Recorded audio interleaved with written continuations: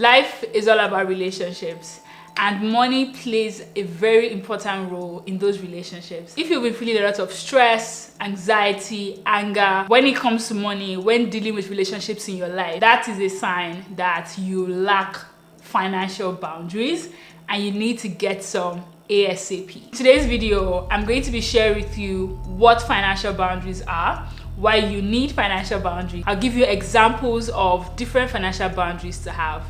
And lastly, I'll explain to you how you can go about setting those financial boundaries. If you're new here, my name is Tayo. I am a former investment banker, now working as a management consultant in the US. I am also a chartered financial analyst, and I worked for over 6 years in finance. On this channel, I share videos around productivity and personal finance. So if you're interested in those topics, definitely consider subscribing. Financial boundaries are very, very important if you are going to have a successful personal finance journey. And I know this from personal experience. I've had months in which I will set a personal finance goal for myself, and at the end of the month, I'm not able to meet that goal because someone somewhere has violated my personal finance boundary. So firstly, what are boundaries?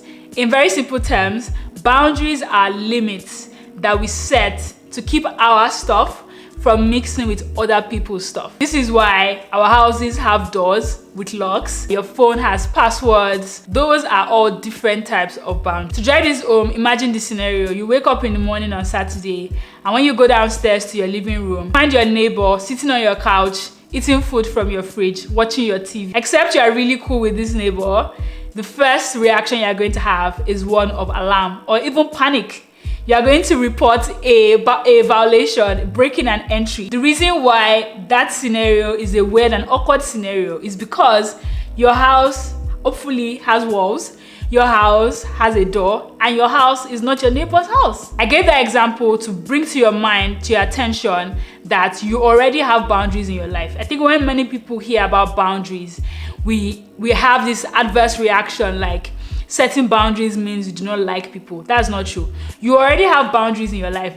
Now, financial boundaries, like every other type of boundaries, are basically limits that you set around your money that separate what is yours from somebody else. When it comes to financial boundaries, you can have boundaries around making money. You can have boundaries around saving money, using money, investing money, anything that has to do with money. You can have financial boundaries around it. Now, how do you know if you need financial boundaries? One way to know if you need financial boundaries is think about your emotional reaction when somebody in your life, and this could be a spouse, a friend, your boss, strangers, brings up the conversation of money, just mentions money in any way. If you feel like you are feeling angry, anxious, worried, impatient, a little bit irritable, that's a telltale sign that there's something going on there that you need to set a financial boundary on. Another way as well is if you have a relationship, somebody in your life who only talks to you when they need money, only calls you when you've gotten paid, only wants to be around you when you are spending money. When a relationship in your life has become 80% about money, that's a sign that it may be nice to put financial boundaries in place. Another way as well is if in general, like this has nothing to do with anybody in your life, but just you on your own, anytime you think of money, anytime you think of making money, spending money, using money, you feel anxious. That is a sign that your relationship with money, may need a bit of walls, a bit of boundaries. So before we go into the types of financial boundaries, I just want to remind you again that boundaries are meant to protect. Boundaries protect what is important to us. Even our body has boundaries, right? Things like sleep 8 hours a night. That's a boundary with your body, because if you refuse to sleep for 3 days, there's going to be consequences. Your body itself has laws. In relationships, financial boundaries can be used for protecting that relationship. If I love someone and I want to maintain a relationship with them, it is in both of our interests for me to implement financial boundaries in that relationship so I can preserve the relationship. Because if this person continues to cause me stress when it comes to money, eventually something would have to give, and most times it's the relationship that will suffer. So have that at the back of your mind as we discuss financial boundaries further. Now, types of financial boundaries. The first financial boundary that you need to have, and this is a mindset that you need to have, is that someone else's money problems are not your money problems. And a very good example of this is, let's say you have a friend, and this friend is an adult, they can work, they have an education, they are able, basically, they're physically and mentally able to fend for themselves. But this person relies on you almost 100% to meet their needs.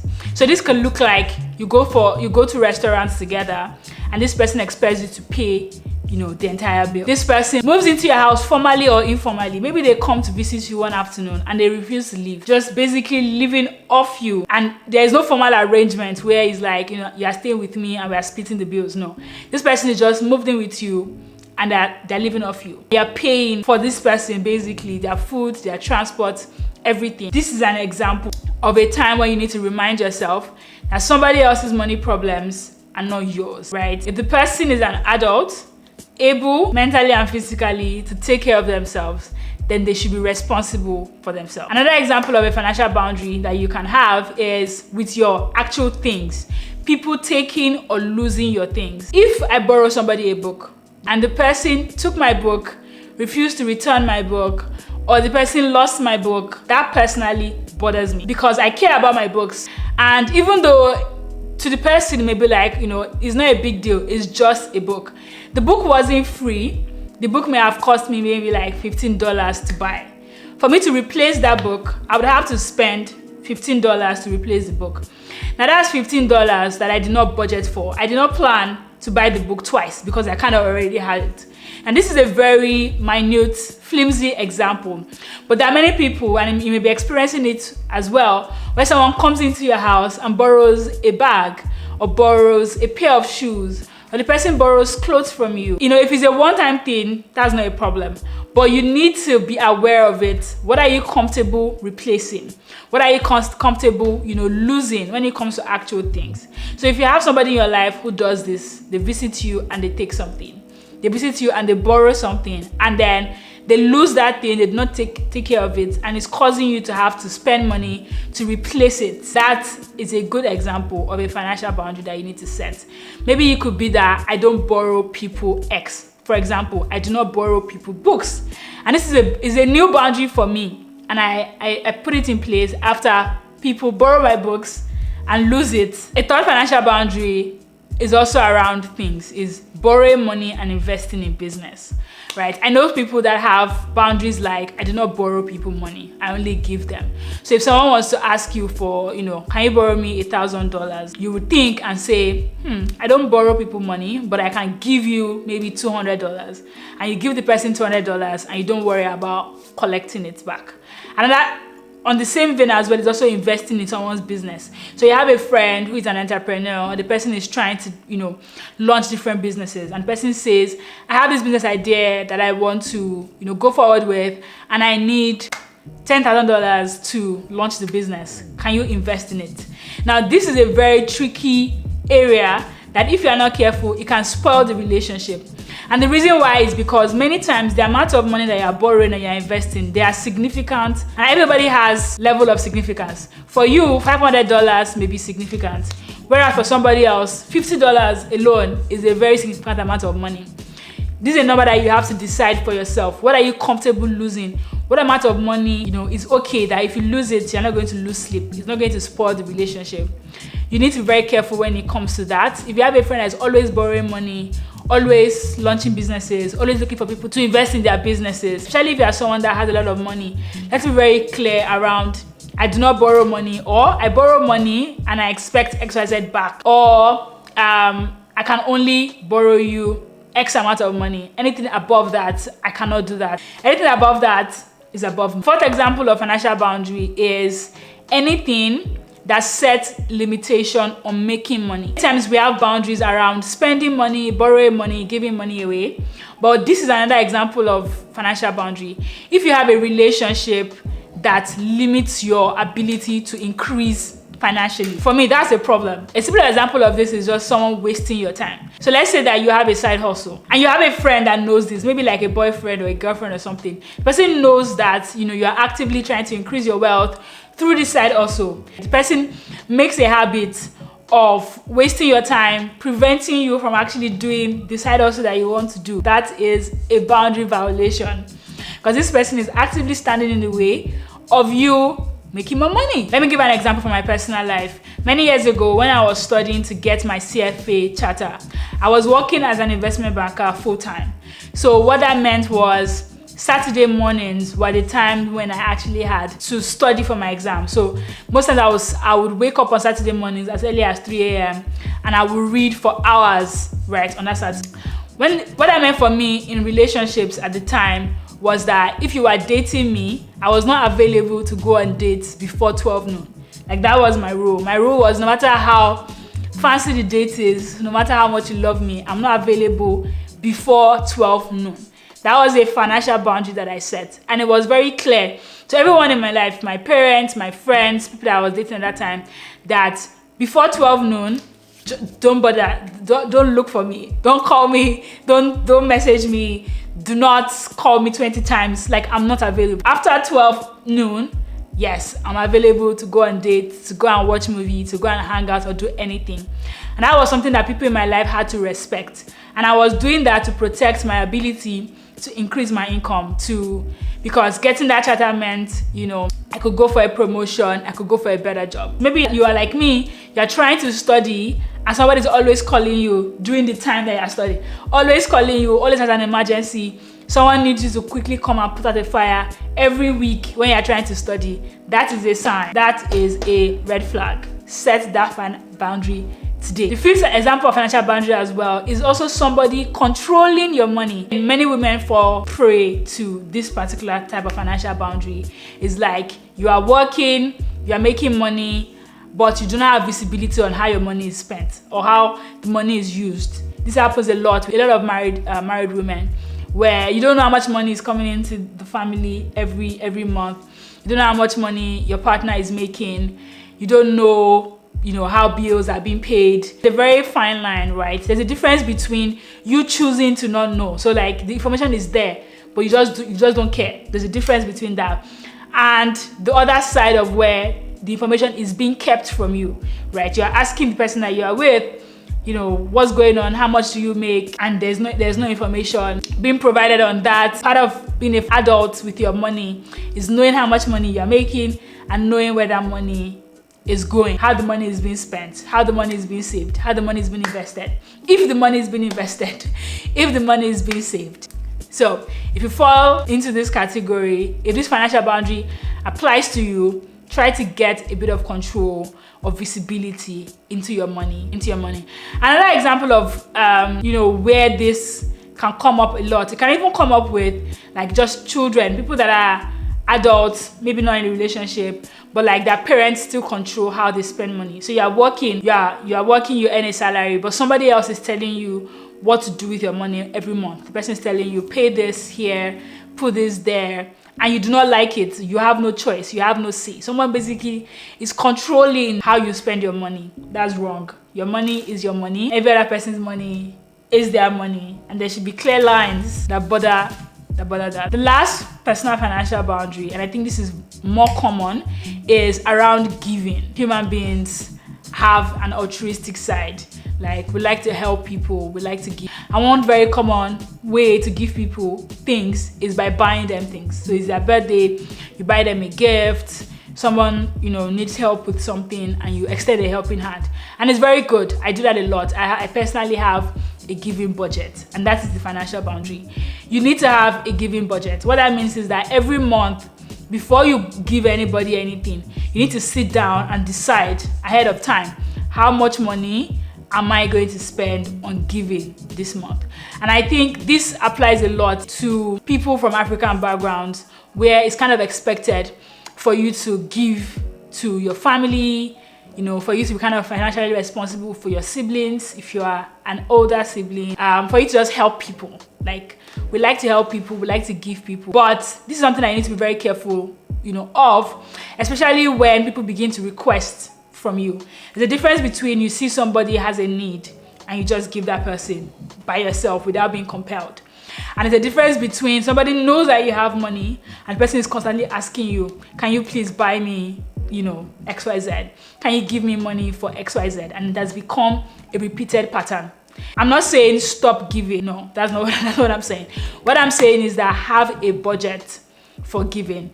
Before the request comes, the request is going to come. Before the request comes, decide ahead of time.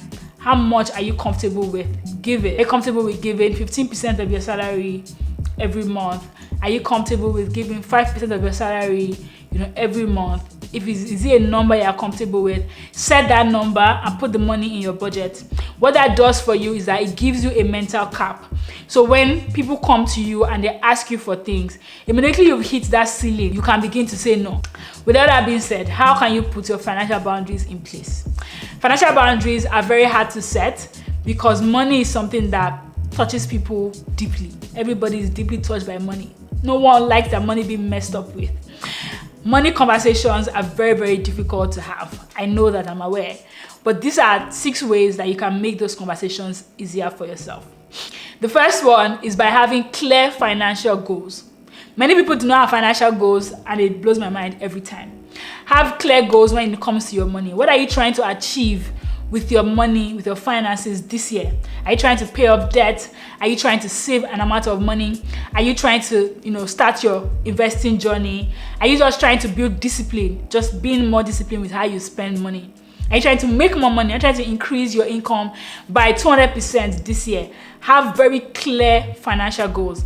And it has to be clear. When I mean clear, I mean specific. I want to increase my income by $200,000. I want to save $50,000 this year. I want to pay off $200,000 of student loans, whatever. Have very, very clear goals. When do you want to do it? Do you want to achieve those goals in December, in March, in June, in July? Why are those goals important to you? Maybe you are trying to save money because you want to buy yourself a nice car. Maybe you are trying to pay off your student loans because you are trying to reduce your interest payments. Maybe you are trying to increase your credit score so that you can be able to afford a house next year. Make your goals as clear as day. And the reason why this is important is because having clear financial goals helps you, it helps to be a motivation for yourself. So let's say that you are trying to pay off $200,000 in student loan this year.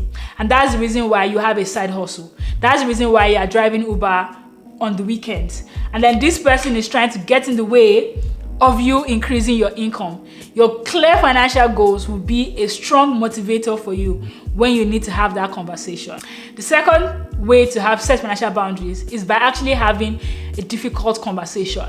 Many people avoid difficult conversations, and I understand. It makes everybody nervous, even me. But difficult conversations are necessary in life. You need to do it. Now, when you're having conversations around setting financial boundaries, the number 1 tip you need to remember is to keep it short and sweet. No is a full sentence. Someone asks you, can you pay for my Uber to go to this show? Can I borrow your book? No. You need to go to the mirror and practice yourself saying no with a smile. No. And a warning here as well is that resist the ego trip. So somebody, asks you to pay for them for their dinner, or ask you to pay for something or borrow them something. There's a bit of an ego trap that you may fall into, right? Which is the trap of being the person that provides. It's the trap of being the person in your family that people call when they need money. That could be an ego trap. I need to watch out for it, especially when you're having those conversations. Third way to set financial boundaries is by keeping quiet about your finances. You get promoted at your job and your income increases. No one really needs to know how much more money you have. Keep quiet about your finances, especially around people that in the past have taken advantage. The same way, if you were to buy a massive Lamborghini, right? You will not go on the streets and allow every stranger enter into the car and drive it. You will not do that. No. You would invite your trusted friends, that you know how to drive, and then maybe you give them a tour. It's the exact same way. When it comes to your finances, it's very important to protect it. The fourth thing you need to keep in mind when setting financial boundaries is expect resistance. When you go to have those conversations, when people ask you to borrow their, your things, and you're about to say no, expect that it will be hard. Just being aware of the fact that this person may not receive what I'm saying well is enough for you to hold on long enough in the conversation and not give in. So when you're telling somebody that, oh, I'm sorry, I will not be able to, continue to pay your rent, I'll not be able to continue to do X, Y, Z, expect that the conversation will be difficult. And because you already know this, prepare yourself for the uncomfortable feeling, prepare yourself for the look of disappointment on that person's face, prepare yourself for the pushback you're going to receive, and know that it is okay. It is very okay. That's that person's feelings. You are not responsible for that person's feelings, what you have said.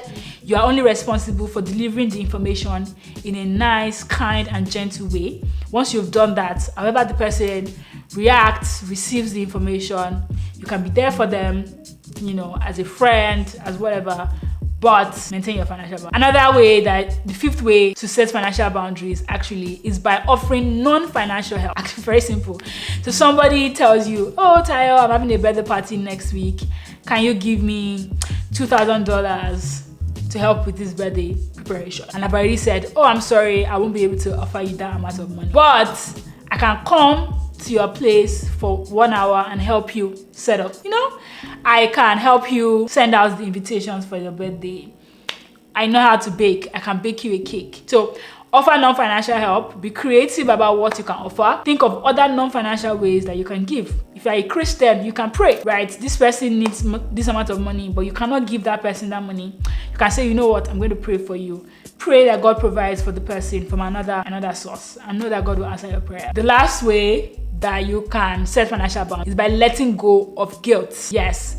And I say this especially for people, if you come from a background where you do not have a lot, and now you are doing a lot more better for yourself, and you have things that some of your friends, people that you kind of grew up with, do not have those. There could be some form of guilt that you feel when you are driving in your nice Lamborghini and those other people are not.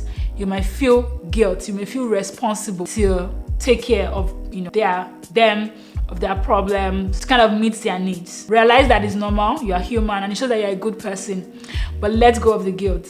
Actually just release it. And know that you are doing the best that you can. Do the best that you can.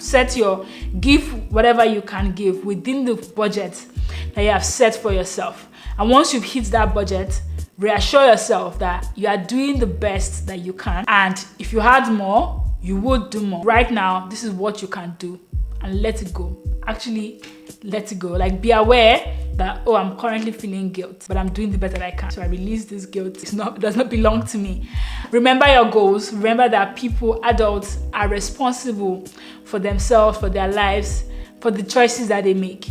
Especially if these people are people that can be responsible for their life. Remember that and let go of the guilt. I believe that this video has been very helpful to you. Let's discuss in the comments about your experience with setting financial boundaries.